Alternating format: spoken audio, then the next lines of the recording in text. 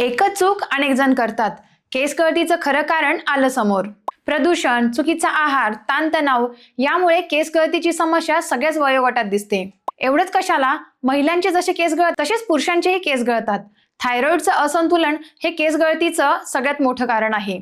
Hypothyroidism आणि hyperthyroidism हे दोन्ही केसांच्या वाढी संबंधित नैसर्गिक चक्रात व्यत्यय आणतात, ज्यामुळे हळूहळू केस पातळ होतात. थायरॉइड तपासणी न केल्याने 40% लोकांमधील केस गळतीचे खरे कारण कळत नाही. 24 ते 37 वयोगटातील 10 पैकी 4 लोक केस गळतीच्या तक्रारी घेऊन आरोग्य तज्ञांकडे उपचारासाठी येतात. या रुग्णांना थायरॉइडची समस्या आहे हे माहीतच नसते.